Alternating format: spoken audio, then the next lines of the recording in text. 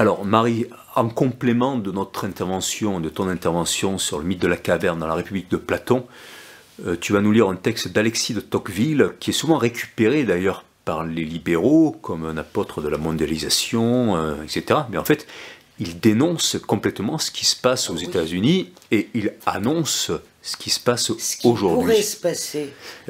Ce qui se passe déjà aussi. Ah oui, ce qui était en train de se passer au 19e siècle, au début du 19e siècle. Oui. Voilà. Ouais. Donc, en prolongement du morne divertissement de la caverne. On t'écoute. Donc, c'est un texte du 19e, et donc beaucoup plus contemporain, mais qui dit exactement ce que dit Platon. Donc, je vous le lis. C'est tiré de La démocratie en Amérique, du tome 2, 4e partie. Alors, voilà ce que dit Tocqueville. Je veux imaginer sous quel trait nouveau le despotisme pourrait se produire dans le monde. Je vois une foule innombrable d'hommes semblables et égaux qui tournent sans repos sur eux-mêmes pour se procurer de petits et vulgaires plaisirs dont ils emplissent leur âme. Chacun d'eux, retiré à l'écart et comme étranger à la destinée de tous les autres. Ses enfants et ses amis particuliers forment pour lui toute l'espèce humaine. Quant aux demeurants de ses concitoyens, il est à côté d'eux, mais il ne les voit pas. Il les touche et ne les sent point.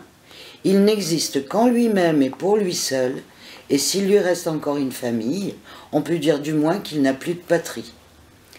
Au-dessus de cela s'élève un pouvoir immense et tutélaire qui se charge seul d'assurer leur jouissance et de veiller sur leur sort.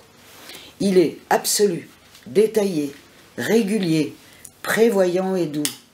Il ressemblerait à la puissance paternelle si, comme elle, il avait pour objet de préparer les hommes à l'âge viril.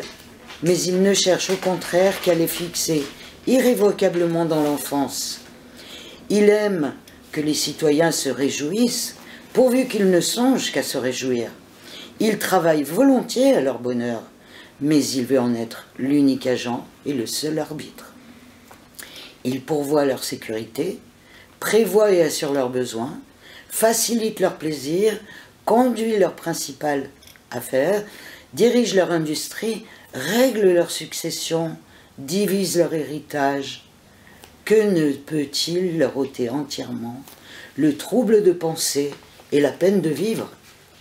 C'est ainsi que tous les jours, il rend moins utile et plus rare l'emploi du libre arbitre, qu'il renferme l'action de la volonté dans un plus petit espace et dérobe peu à peu à chaque citoyen jusqu'à l'usage de lui-même.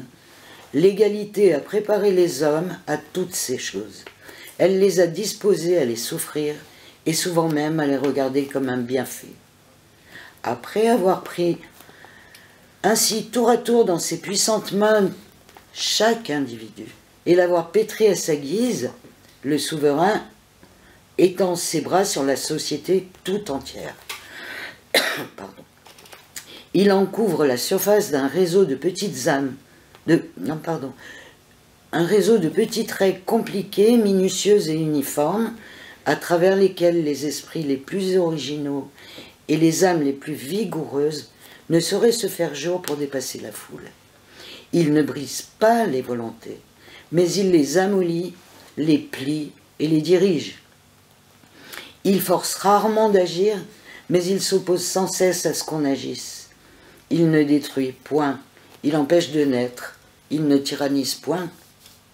Il gêne, il comprime, il énerve, il éteint, il hébète, et il réduit enfin chaque nation à n'être plus qu'un troupeau d'animaux timides et industrieux dont le gouvernement est le berger. Voilà.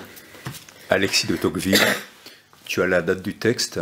J'ai pas la date, mais j'ai donné toutes les références. Ok, on est dans la première moitié du 19e siècle.